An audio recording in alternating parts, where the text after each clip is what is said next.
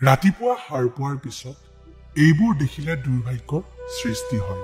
আনকি হৈ থকা কামবোৰো নষ্ট হৈ যায়।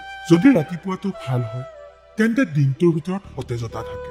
গতিকে বাস্তৱ কিছুমান কথা উল্লেখ আছে যিবোৰ আপুনি ৰাতিপুৱা দেখাৰ পৰা বিৰত থাকিব লাগে।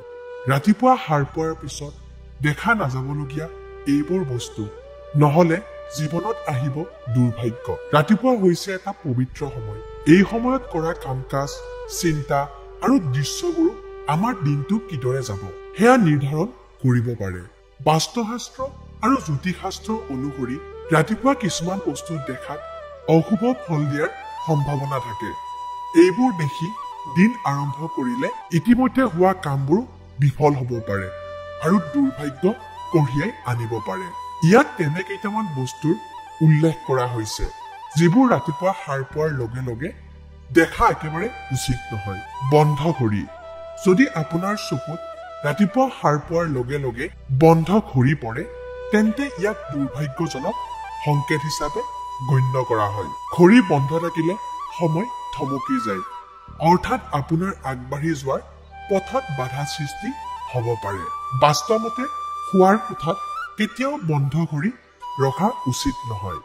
ঝাৰু আৰু ডাষ্টবিন অৰ্থাৎ আৱৰ্জনা আৰু পৰিষ্কাৰকাৰী বস্তু।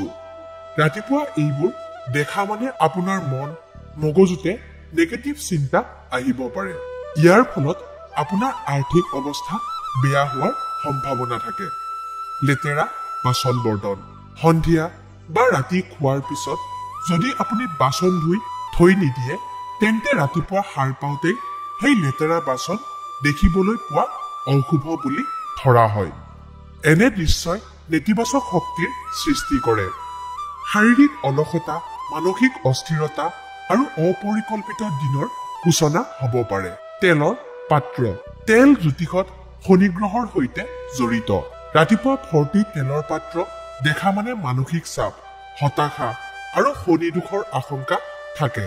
এনে দৃশ্য অনুসৰি ৰাতি বা অন্য সময়ত সামলাই ৰাখিব লাগে। নিজৰ চাহ। সাৰ পাওঁতে নিজৰ চাহ দেখা মানে আত্মৰ দ্বিধা, ভয় আৰু সংকোচৰ সংকেত। ৰাতিপুৱা চাহ দেখা মানে মনোসংযোগ ভাঙি যোৱা আৰু দিনটোত আত্মবিশ্বাস হ্ৰাস হোৱা। আইনা। বহুতে সাৰ পোৱাৰ লগে লগে দাপোন চাই কিবা কেশ গুচাবলৈ মুখ ধোৱাৰ আগতে, কিন্তু বাস্তৱতে এইটো একেবাৰে ভুল অভ্যাস। আইনা মানে প্ৰতিবিম্ব আৰু এই সময়ত অদৃশ্য শক্তিৰ প্ৰভাৱ সৰ্বাধিক। তেতিয়া আইনাত চকু পেলালে স্বাস্থ্য, মানসিক অৱস্থা আৰু সৌভাগ্যৰ ওপৰত বেয়া প্ৰভাৱ পৰে। সাৰ পোৱাৰ লগে লগে দেখা বস্তুবোৰ আমাৰ দিনটোত ডাঙৰ প্ৰভাৱ পেলাব পাৰে।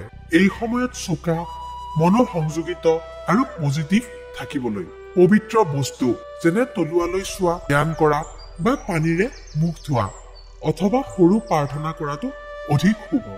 নিজকে আৰু পৰিয়ালক দুৰ্ভাগ্যৰ পৰা ৰক্ষা কৰিবৰ বাবে এই কিছুমান সৰল বাস্তৱ নিয়ম মানি চলাটো আমাৰ সকলোৰে কাৰণে লাভজনক। যদি আপোনাৰ দিনটো শুভ কৰিবলৈ ভাল লাগে তেন্তে এই তথ্যবোৰক আপোনাৰ বন্ধুবৰ্গৰ সৈতে ভাগ বতৰা কৰক।